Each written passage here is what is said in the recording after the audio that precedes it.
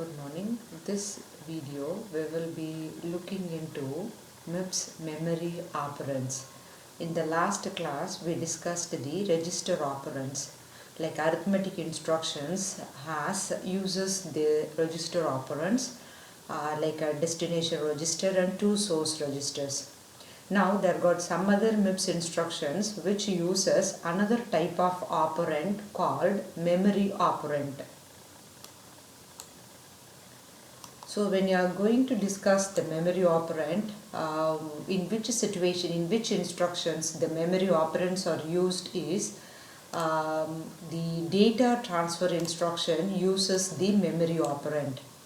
So what is data transfer instructions? Suppose if there is an instruction that transfers the data between memory and register, those instructions are called data transfer instructions. So which instruction that transfer the data from memory to register or from register to memory. In the last practical lesson we discussed two instructions, which is load W and store W, SW, load word and store word. Load word moves the data from memory to register. Store word moves the data from register to memory. So this simple load and store instruction we discussed in the practical lesson. Today we will discuss in detail in memory operands. Okay, so we are going to discuss two situations. Sometimes if the variable are simple, if we are going to have single data element or else a complex data element, which is arrays. So the one we discussed in the last practical lesson, it is for the single data element. Like one element, it is in the memory, you move it to a register. Or a register value, you move it to one single element in the memory. So that was the case we discussed. Now we will be discussing this in detail along with array. Like how are we going to keep an array of collection of data elements, like billions of data elements. How are we going to access the elements of an array? So this is the two things we are going to discuss. Before we discuss the load and store in detail, let's look into the alignment restriction. Keep it in mind that in MIPS, word must start with the address that are multiples of 4. So just keep that point in mind. So that's the alignment restriction. When you look into the our memory, so let's consider this is a memory. It contains 4 elements at present. And when you're looking into the locations, each location has an address. Remember the alignment restriction for the MIPS architecture, they should be the multiples of 4. So let's say the first address is 0 and the next one is 4 and then 8 and then 12, 16, 20, 24, etc. It goes on like that. It should be in the multiples of 4. Okay, just add by 4 for next every memory locations. In short way, if you would like to remember, we are discussing the MIPS architecture, which is 32-bit architecture. So each memory location is of 32-bit length. So when you say 32-bit, it is 4 bytes. That is the meaning of 32-bit. 4 bytes. So when you say 4 bytes, so here this location contains bytes 0, 1, 2, 3. Okay, and this location contains byte 4, 5, 6, 7. And here this location, every location contains 4 bytes. Starting from 0, 1, 2, 3 and the next location is 4, 5, 6, 7. And here 8, 9, 10, 11 and then here 12, 13, 14, 15. Okay, so in this way you can even remember each location is of 4 byte long, that is 32 bits. So 4 byte, so that's the thing, it goes in 4, incremented in 4, 0, 4, 8, the address goes in 4. So just keep this point in mind alignment restriction. So the simple memory operand that we are going to see is the one we already discussed, but anyway we will see in detail. Before going to the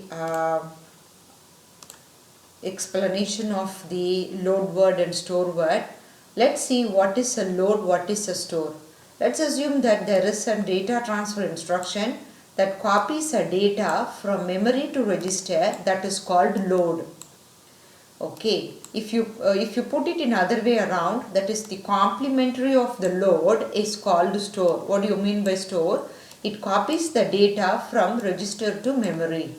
Okay, so this is the definition of what is a load, what is a store.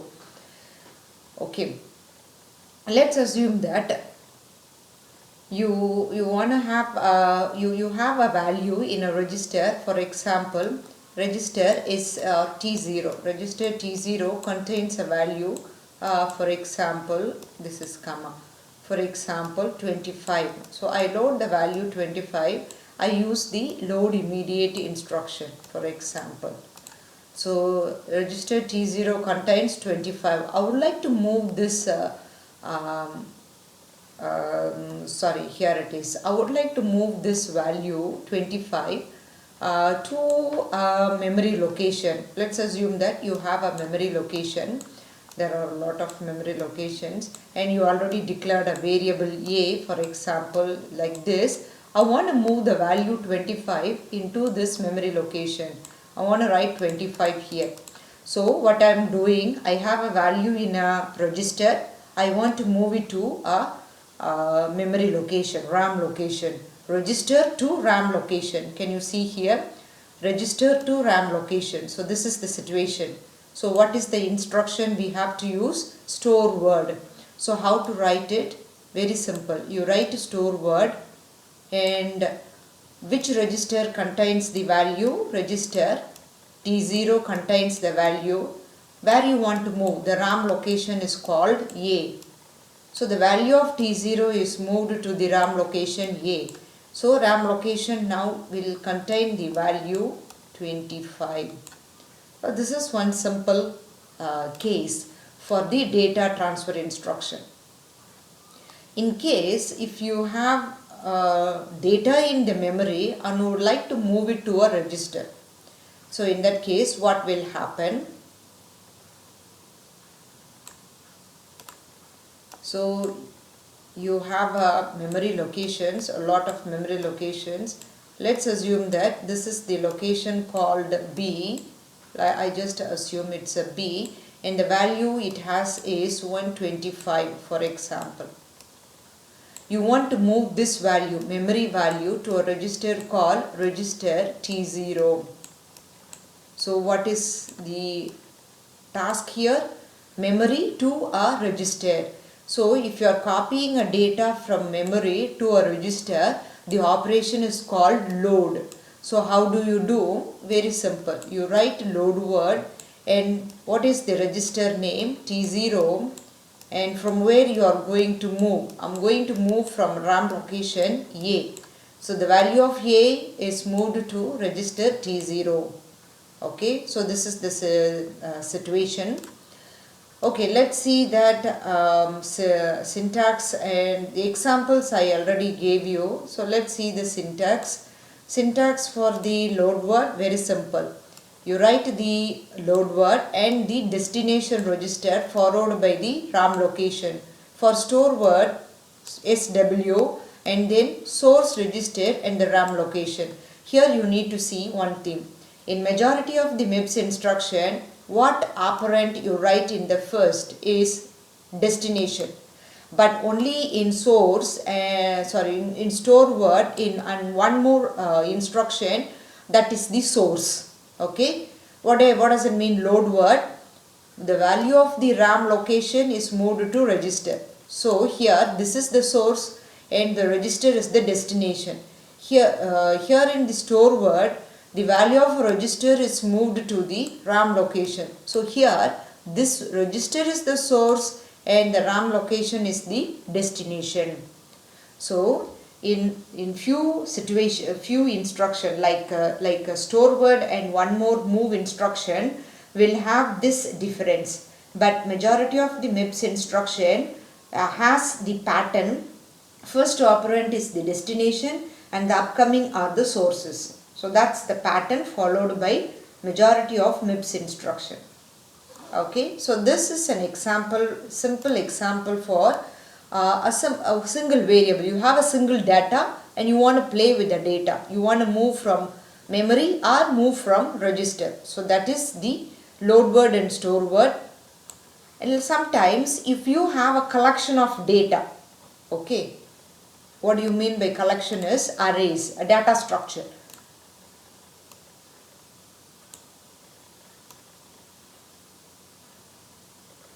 Okay, so you have a collection of data and you want to play with the collection.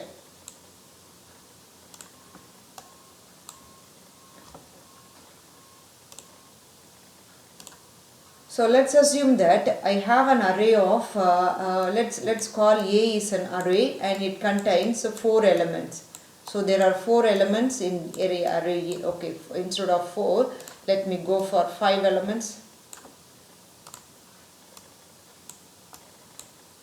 So there are 5 elements in an array. So let's assume the memory contains the array values. Okay, so maybe it's in the middle of the array, or in the middle of the memory location, or from the beginning or from the top. Somewhere the array is stored in the memory. The name of the array is A, and the 1, 2, 3, 4 and 5. So there are 5 elements. Let's assume that I don't have value there. Later I will store the value. So this is the index. Always the index starts from 0, 1, 2 and here is the 3 and this is the last one is the 4. So the index of the array starts from 0 until the last element, which is the total size minus 1. 5 is the total size minus 1, 4. Okay, so this idea. Remember in the previous slide I told you in the MIPS architecture the address is going every 4. Okay, so let's assume that I have a memory. Okay, so it contains these many locations. So it goes every 4. Let's say beginning is 4 and 0 and then 4 and 8 and 12 and then next one should be 16 and then 20. So in the previous slide I told you that the memory locations, the address of the memory location, it goes in as a multiple of 4. So this is a multiple of 4. It continues like that. Okay.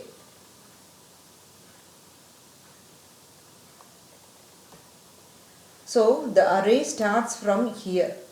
Let's don't mix it up. This is my array. It starts from memory address 12 until 28. And this remaining part of the memory, it contains some other data. I don't know. Okay, so the array A is stored from memory location 12. Keep that point in mind. Okay, now I would like to access the values. Maybe it had some values. Let's, for example, array of 2, this location has a value 15. So this is the value. I want to take the value and I want to move it to a register called T0. So let's continue, consider this a scenario. What is the scenario? My array of 2, A of 2 contains a value. I want to take the value, put it onto or copy into register T0. So what is the scenario here? Memory to register. I want to move from memory to a register. If you want to do memory to a register, of course you have to use load word. And here this is dealing with arrays. I cannot simply write load word. I want to move to register T0 and comma A. A is not one element. A is an array here. Array contains many elements. Here in this example, array contains 5 elements. So which element of A? I want to move it to register T0. Okay, can you get the idea? So this type of instruction will not work. So what to do here? You need to follow the syntax. The syntax goes like that. You write the destination register where you want to move. I want to move to register T0, followed by something in a bracket and something. So that is what you call offset and base address. So this is what you call offset. What you write in the first, the number what you write is going to be offset, and the inside the bracket you are going to write something that is called base address. I write simply BA, base address. Okay, here it is, it's mentioned here, offset base address if you want. So you have to write two things. One is the offset and another one is the base address. Okay, fine. So what is the offset, what is the base address? So let's start with the base address. Okay, what is the meaning of base address is address of A. Okay, that is the meaning of base address. Okay, what does it mean, base address? Starting address of array. What do you mean by starting address? From which address the array starts in memory. Starting address of the array A in memory. Okay, so in my array, in my memory, the array starts from which address? So array starts from 12. Can you get the idea? This is the base address. Do you get the idea what is base address? Base address is the starting address of the array in memory. In memory, you save your array. So from which address the memory starts, the array starts. So that the base address, that is the starting address. Okay. We don't know the address because we are a programmer. We just declare the variables and arrays, and the assembler loads them onto the allocates memory locations. So no one knows the address of the locations, the memory locations. So you need to figure out. So try to find out the address. You already know the instruction called load address. For example, let me put T1 comma A. So this instruction we already discussed in the few weeks back, last week I guess. Load address will take the address of memory location, RAM location, and it move on to the register. So here my register T1 contains the base address. So you just write T1. Here in the example 12 is the base address, but we don't know the address. It's in memory and no one knows where it is saved, in which location it is saved. No one knows. So you find out using LA, find out the address of your memory and then you write it inside the bracket. Now come to the offset. What do you mean by offset here? Like offset, which element you want to refer, like this element, is it? A of 2. A of 2 I want to refer. Okay. So A of 2 index multiplied by 4 is the offset. Okay, that is the offset. What is the index? And multiply the index by 4. In the index is 2. 2 into 4, which is equivalent to 8. So the offset is 8. So this is the idea.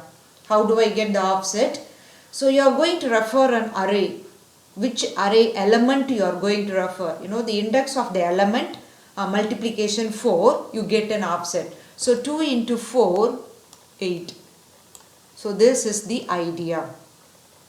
Okay. So what is the idea here? So here let's move on continuously. It doesn't stop here. We still have. Okay, so how MIPS, the assembler knows that the location by giving this, how does it calculates? Okay, so here you have the offset. Just a second.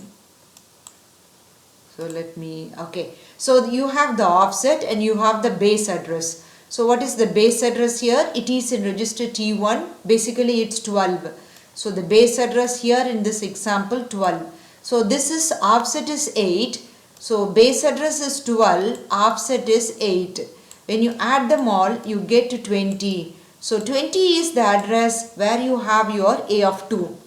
So 20 is the, here, this is 28. This is 28. Okay, 20 is the address. So go to the address 20, take the value, move it to register T0.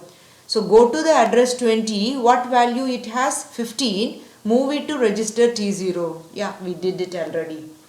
So this is the idea. Let's see one more example to have a clear understanding.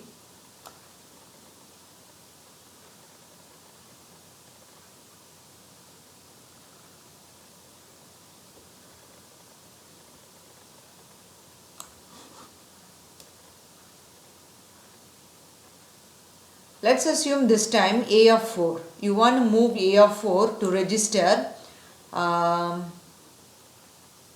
this time T1 or T2, whatever, any register. You have a 8 plus 8 is 16 register.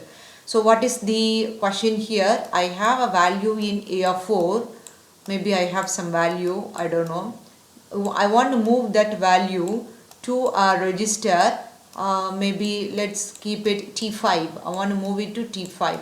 So what value? A of 4. A of 4. Let's assume that it contains 1, 0, 100. Let's assume that it contains a value 100. So from memory to a register, I want to move. Memory to register means I have to use the load word. Okay then. So let's write load word. Destination register, where I want to move the value to T5. This is what given in the question. And comma, offset and base address. So I have to load the address first of all. I should know the address of array. So let's say T0 comma A. So let me find out the address of A, and the address is in now register T0. Okay, so you have to write the offset. Inside the bracket write the base address. It is in register T0 now. Offset. How to calculate the offset? Just now I told you. Index multiplied by 4. I want to take the value A of 4. 4 is the index. 4 multiplied by 4, 16. How do I get this? What I did, I multiply 4 into 4. So index multiplication 4. So this 4 is common. Okay, so this is the index, and this is the 4. Remember why 4 here? Because the address, this is the alignment restriction in the previous slide we study. The address that are multiples of 4. Here it is given in the top. Alignment restriction. Address that are multiples of 4. So that is the idea why you multiply by 4. So this one is the, this one is the offset.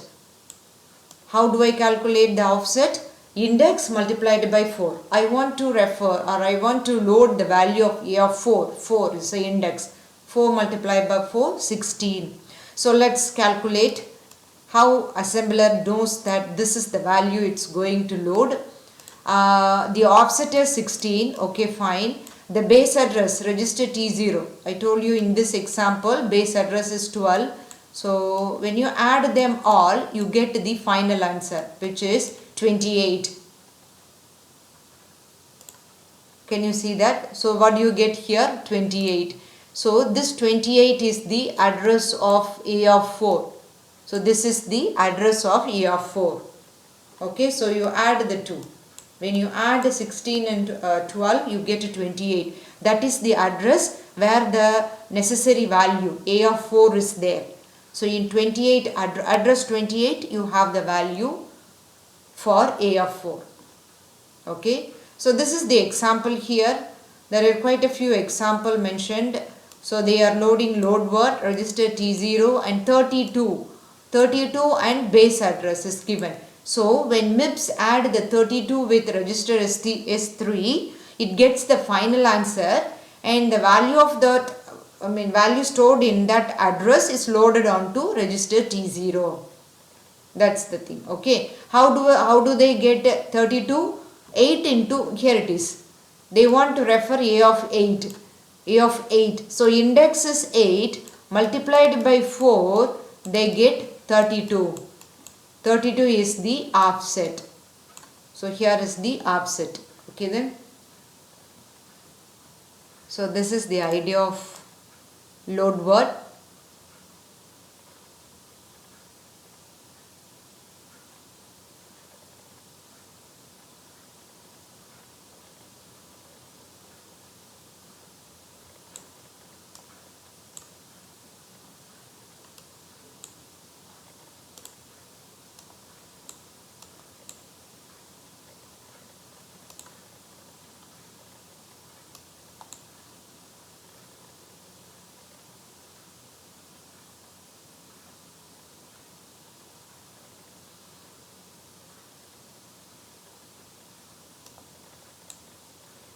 So let's move on to quite a few. So here another few example is given. This one is containing one example of store word. It's the same idea, but what do you have it in the register? It moves to the memory. So which location of your memory? 48 plus the address, the base address. So what is the base address plus 48? Okay, so this is the idea of this store word. The same idea of load word. Load word moves the content of RAM location to register. Store word moves the content of register to a RAM location. Okay, so that's the thing. So here 48 means it's going to be, how do they get 48? It is 12 into 4, 48. So they are saving onto the array element 12. Index is 12. 12 into 4, you get 48. So the value of T0 it's stored onto A12. So here it is. A12 is equal to something. So they add the two values and the result of this is stored onto A12. Okay, so that's the idea. Before they add the value, of course, because let's look into this example. A of 12 equal H plus A of 8. So first of all, you need to load the value A of 8. Okay, so that's the thing they did it here. They load the value A of 8. So where is the value A of 8? It goes to register T0 and add with H. So register T0 with H, you add, you get the final answer. So put the final answer in A of 12. So put the final answer in A of 12. That is a store word. So this is the idea how this C statement can be translated into a MIPS statement. Okay.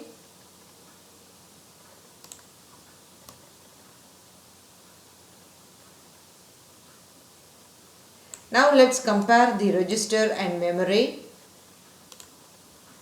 So we need to have some differences like comparison between the register and memory. Registers of course faster than memory because you know already registers are onto the processor, inside the processor. Okay, memory is outside. So accessing a memory element takes little longer than accessing a value in a register. Okay. Operating on memory data requires load and store. Okay. So we need to have more instructions. So because if you want to take a value from a memory, you have to use load word. If you want to store a value onto a memory, you need to use a store word. So executing those instruction needs more time. Okay. So compiler it uses registers for variables. So whatever it's asked act as a variables in any high level language you use variables. So registers are acting like a variable. Okay. Only spill to memory for less frequently used variable. Spill to memory means you move the data which is not frequently used, so move it to memory. Okay, so that you can utilize the registers because you do not have much register. You have only 32 registers. So better not to occupy all of them. Free some of the registers value which contains not a frequently used data, move it to memory so that you can use them. So you can use the registers for other operations.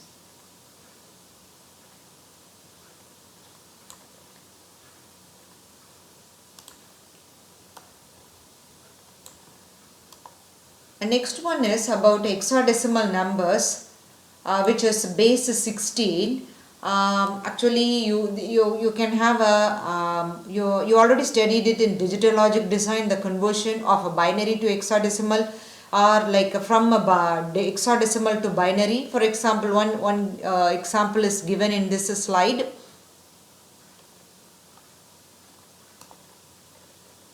So here it is EC8. This is an hexadecimal, by the way, 6420. Here it is.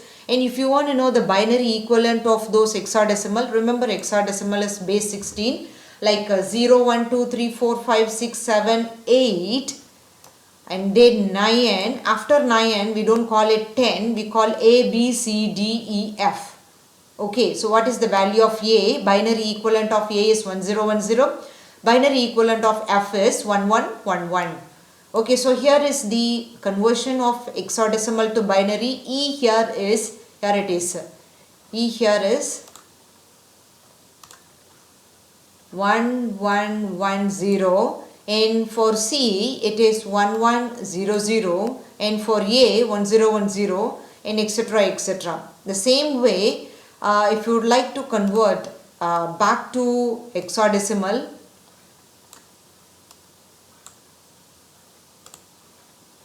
here it is. There is an example given here. 0001 is of course 1, 0011 is 3, 0101 is of course 5, etc. Okay, here, come here. This one 1111 is the hexadecimal equivalent is F. 1111 is F, and for 1101 it is D. Can you get the idea? So you know, you already studied it in digital logic design, the conversion of decimal to binary or binary to decimal, binary to hexadecimal, etc. Okay, let's move on to the ediness. Like in computer architecture or in digital logic design, you might have heard about endian byte order, like big endian or little endian. So that endianness is the one we are going to discuss now, which is example is given here. Let's look into the example. Here it is. Let's assume that you have a word. Okay, for example, I told you in the previous few slides back, a word means 32-bit long, which is 4 byte long. 32-bit means 4 byte.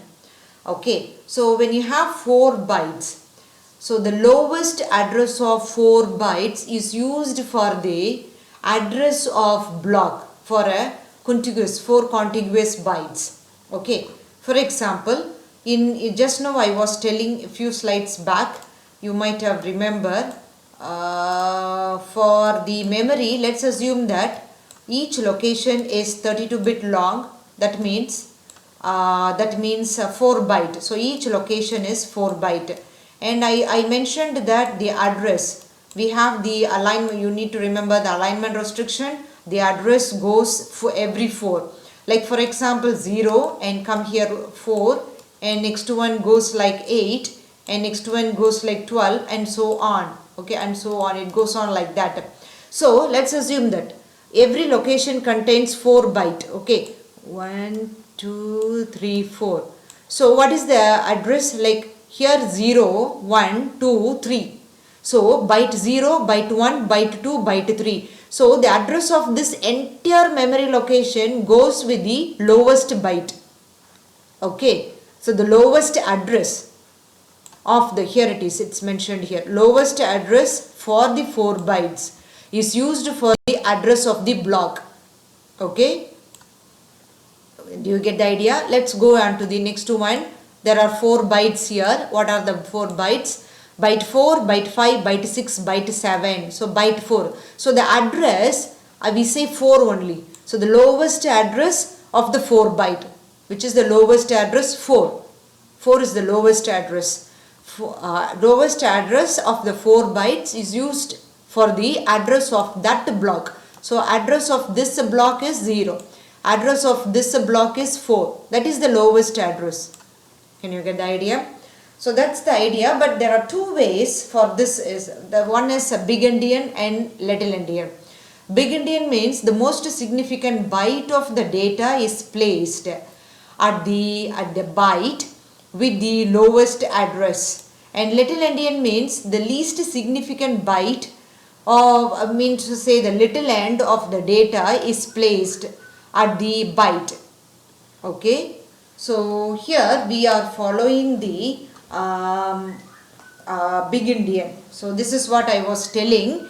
The lowest address. This was the one I was telling in the beginning. So the most significant byte of the data is placed at the byte with the lowest address. So when you are having a data, for example, let's have an example. If you want to have, I say it's 32-bit, is it? Each memory location is of 32-bit long. Let's write decimal number, for example 5. Let's write the decimal in binary, and that too 32-bit. Okay, so let's see how do we write in MIPS. Is in 32-bit I have to write the, okay, let me,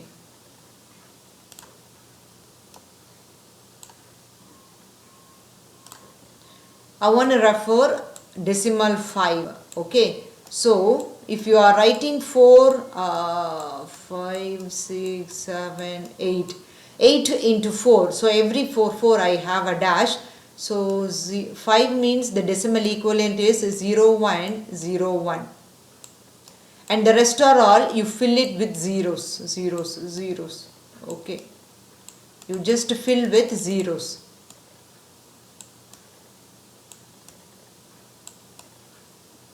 Okay then, so let's see the big Indian byte type. The most significant byte.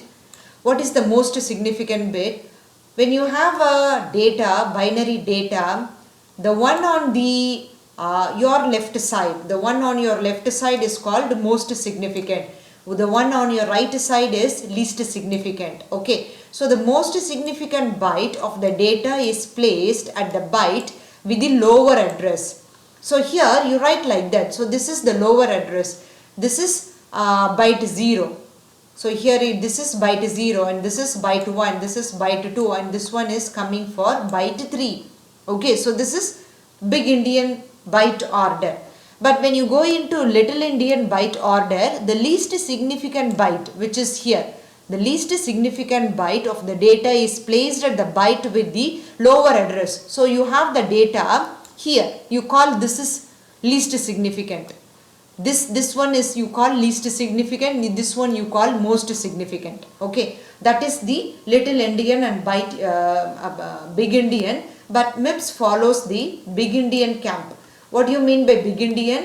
When you write a data, let's say when you write a data, here is a data 0A, 0B, 0C, 0D. When you have a hexadecimal or binary data, the one on your left side is the most significant, and the one on your right side is your least significant. Okay, can you get the idea? This is most significant and this is the least significant. This is big Indian. So keep that point. We will be using this in the next chapters. We will use this most significant, least significant, etc. in upcoming chapters.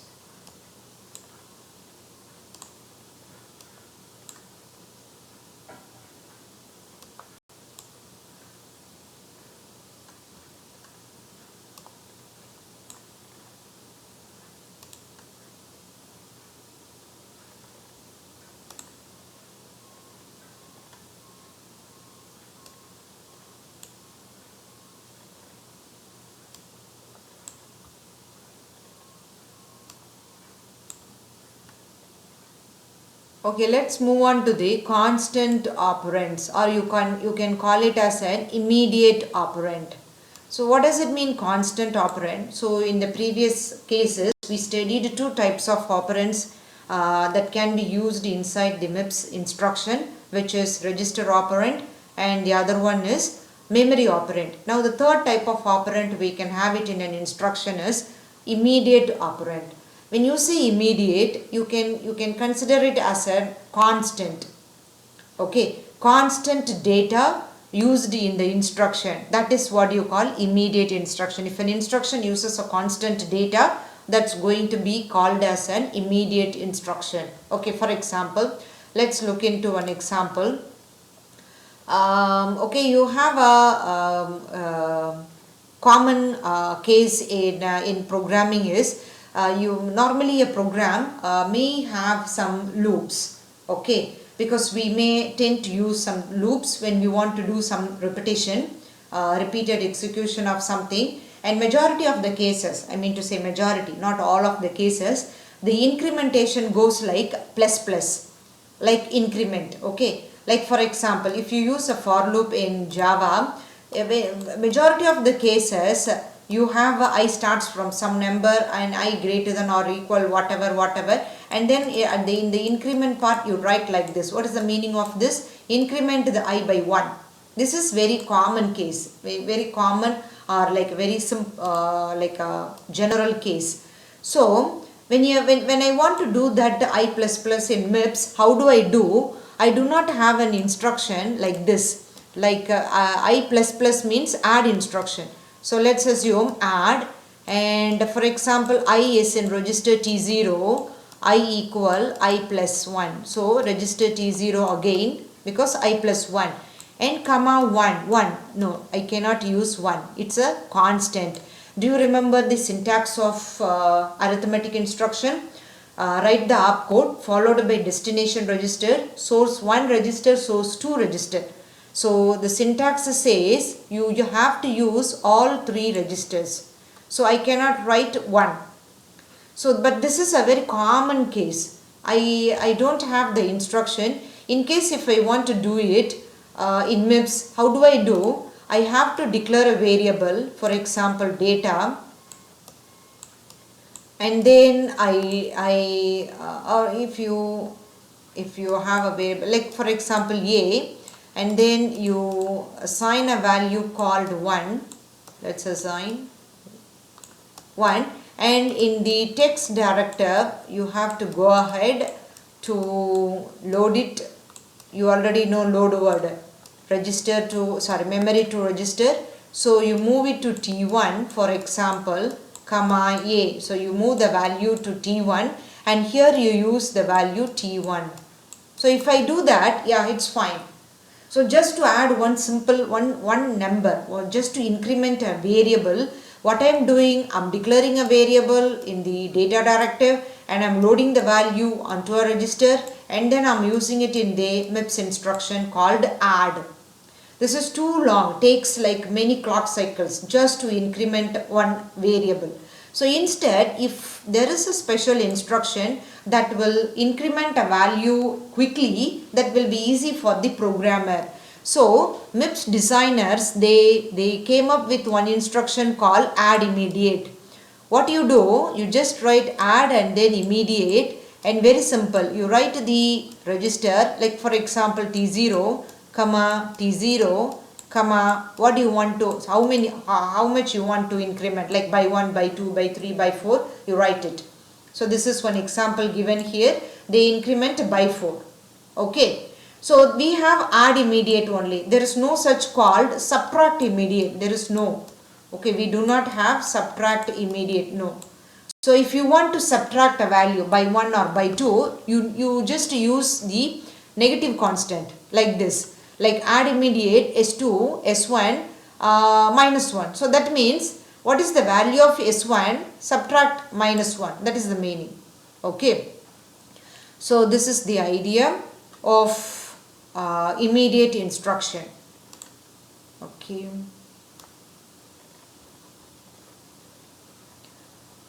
So there are 3 types of operands that can be used with the used in the MIPS registers. They are constant operands, which call immediate operands, and register operands, memory operands.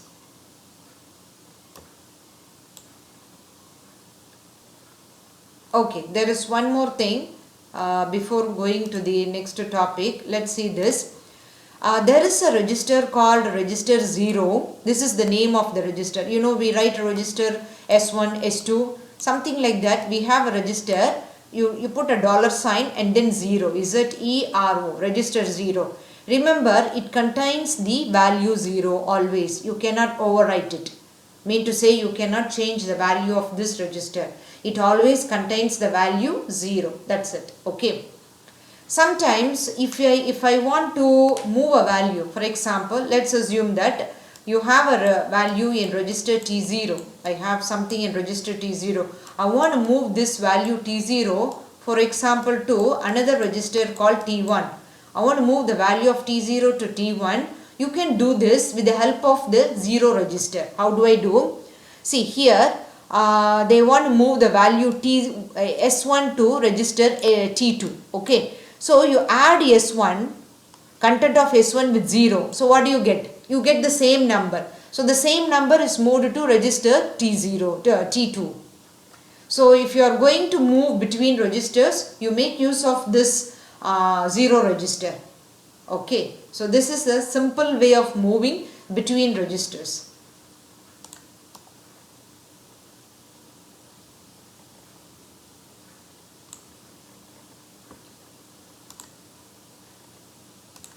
Okay, now let's move on to the numbers. Like we are going to discuss signed binary integers and unsigned binary integers. Unsigned means there is no such sign. It's going to be a positive. Whenever you use the terminology unsigned, unsigned is talking about only positive number. Okay, there is no negative number representation, only positive number. So here as I told you that MIPS is using 32-bit MIPS is a 32-bit architecture. The range of the positive numbers are from 0 to this long integer. So if you want to say this long integer, you can put it in this way. Like I can write it in a way 2 power 32 minus 1. If you want to write it in terms of this, you can write like this. Okay. So this is the idea. Like if you want to know the range, okay, for example, I have a 4-bit number. Okay. If you have, let's assume that there is a n-bit number. So let's assume that there is a 4-bit number. What do you mean by 4-bit? There is bit 2, 3, 4. There are 4 bits here. Okay.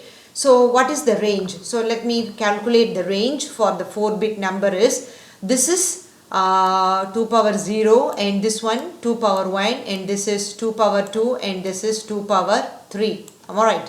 Okay then. So let's find out. Okay, for example, 2 power 0 is 1 plus 2 power 1 is 2, 2 power 2 is 4, 2 power 3 is 8. When you add them all, what do you get? 15. So what is the range of a 4-bit number? So the range of the 4-bit number is 0 to 15. So this is the idea. So when you have a 32-bit number, MIPS is using 32-bit number. So the range is from 0 to this 15 I cannot compute because it's 32. So 2 power 32 minus 1. That's the idea. Okay, 2 power 32 minus, here this one, how do you get 15? It's 2 power 4 minus 1. Okay, that is 2 power 4 minus 1. Let's see. For 4, how do I get 15? You can easily say 2 power 4 minus 1. That is 2 power 4 is 16 minus 1 is 15. So this is the range you calculated. So for unsigned binary integer for MIPS 32-bit architecture, the range of the number is from 0 to 2 power 32 minus 1. Okay. You don't have to remember this long number. At least 2 power 32 minus 1 you have to remember. That is the range of 32-bit number. If I say 4-bit number, it starts from 0 to 15.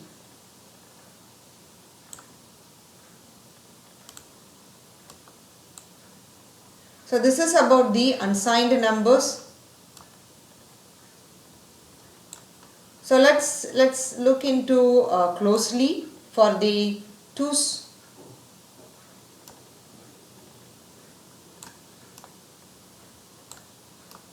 complement representation of signed number. Okay, because the one previously what we saw is unsigned number. Now let's move on to signed integers. When you say signed integer, I can represent a positive integer, also a negative integer. Positive integer, it goes like that. You know, you don't have to have any special calculations. You know the binary representation of a decimal. Like for example, if it is 5, you just write very simple 101. For positive integer, there is no such simple calculations needed. But for negative integers, you need to have some technique. You need to calculate the 2's complement. You already studied it in digital logic design how to calculate the 2's complement. You find out the 1's complement, add a 1 to it, then you will get a 2's complement. That's the idea. Let's assume you want to represent -5. This is the idea. Okay. I want to know the binary equivalent of -5. Very simple. So first of all, what is your 5? What is the representation of 5? 101 is called 5. And you take the 1's complement. 1's complement is, how do? You just reverse the bits. So this is the 1's complement. 1 becomes a 0, 0 become 1, and 1 become a 0. This is the 1's complement. And add a 1 to it. Okay. So plus 1. When you add 1, you get 1 here, 0 here. Am I right? So this is -5. So if you want to represent -5 in binary, 011 is the negative byte. Okay.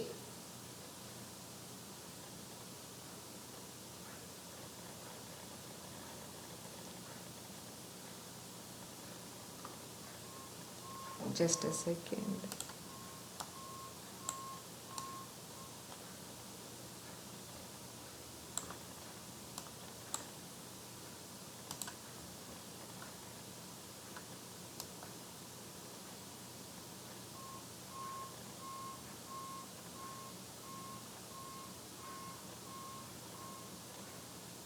Okay, let me repeat one more time the same thing. Because we need to use the bits. Like if you are going to do use a 4-bit number, let's do the same in 4-bit number. Okay, representation of 5 in binary. So what will be the representation of 5 in binary? 5 is I need to take the 4-bit number, which is 0101. Can you get the idea? Because I took the 3-bit number, you had a little confusion. 3-bit number will not work. So you need to go for a 4-bit number or 32-bit number or 16-bit number or 8-bit number. Okay. So you go in 4s.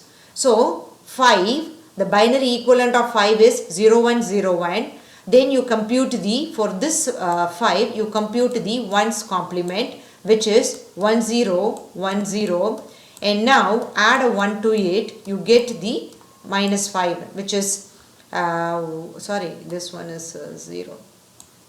Okay, this is 1 and this is 1 and this is 0 and here got a 1. Yeah, now it's correct. It's 1010, 1011. This is the binary equivalent of -5. Okay, previously I ignored the sign. Remember, the last bit is called the sign bit. Here the most significant bit, which is we use the big endian byte order. So the most significant bit, this is 1.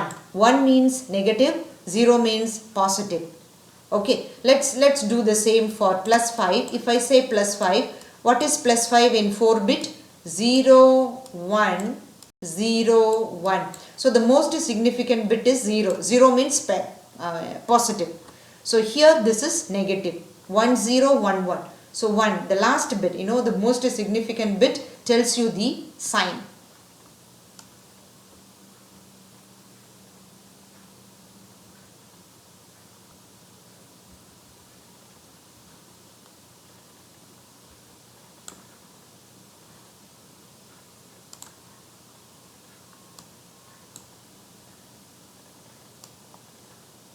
Okay, so this is the idea they gave. They gave an example and that is given. So it's not a... now let's move on to the one I just now mentioned, the most significant bit, which is the bit number 31, because we are using the 32-bit architecture. So when you write the bits order, The bit, you write 10101010 something like that. So this the bit number goes like that. This is bit number 0, bit number 1, bit number 2, bit number 3, etc, etc, etc. The last bit is going to be 31. So this 31, bit 31 is used for the sign. It is for the sign bit. 1 means it is a negative number, 0 means it is a positive number. Okay. So you need to remember the positive number. Non-negative number means positive number. When you write it in 2's complement also, it will give you the same number. When you write it as it is, you will get the same number. Okay. When you can try to compute the 2's complement, you will also get the same number. Okay. For example, let's go with the previous example. We write minus 5. What do we get? 0, 1, 0, 1, 1. This is the minus 5. I want to take the 2's complement of this minus 5. So how do we do the 2's complement? Let's write the 1's complement. 0, 1, 0, 0. And add 1 to it. When you add 1, you get 1, 0, 1, 0. Can you see that? When you try to compute the 2's complement, you get 0, 1, 0, 1. That is positive 5. Normally when you convert a decimal to binary, of course you will get 0, 1, 0, 1. If you compute the 2's complement also, it is same. When you write the unsigned number, it's going to be the same. So same unsigned representation and 2's complement representation for the non-negative numbers, which is positive number. So you don't have to calculate the 2's complement. Why to waste the time? You just write the decimal in binary. Okay, decimal binary representation of the decimal, that's fine. Okay. And this is the most negative. Most negative means like kind of 1 and then the remaining all 0 and the most positive. The last bit will tell you the sign and then the rest are all 1. That is the maximum. Minimum, least and then most. So the least and then the most. Okay. And the representation of 0 is like that. It's all zeros. And representation of minus 1 goes like this. Okay. So just remember how do you write it.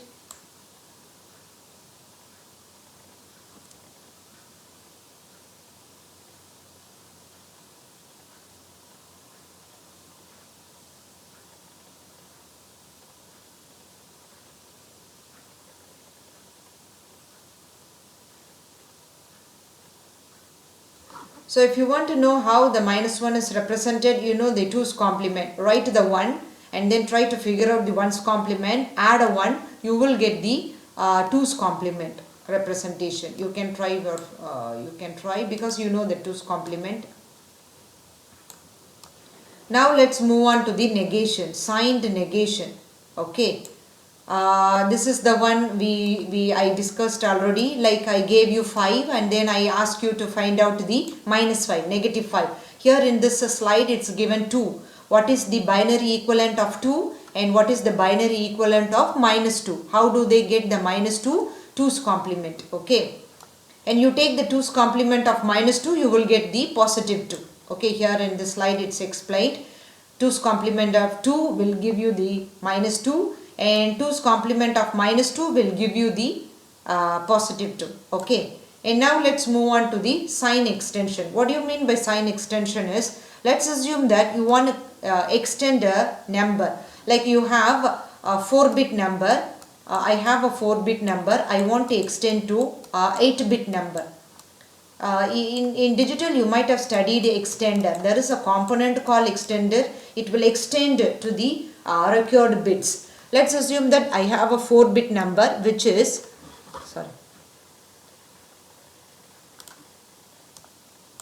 let's have a 4-bit number which is 0, 0, 1, 1. Okay, which is decimal equivalent is 3. I want to extend to 8-bit. What do you mean by extend? I'm writing it in 4 bits. I want to write the same in the 8-bit. So how do you do? You write it in the least significant order, the original number, and what to write for the 4 more bits, because I need to have 8 bits in total. So you extend the sign. That is what you call sign extension. How do you know the sign? You know the most significant bit tell you the sign. What is the sign here? Positive, 0. So you extend it, you write it repeatedly for the rest of the bits. So totally how many bits you have? 8 bits. So in this way you can extend a value. For example, if you have -5 in the previous slide, what is the binary representation of -5? 1011. Am I right? So I want to extend to 8-bit. So this is a 4-bit number. I want to extend to an 8-bit number. So when you want to extend the least significant bit, write your number, that is -5, 1011, and what to write for the remaining 4 bits, because totally I need to have 8-bit. So what is the sign here? 1. That is negative.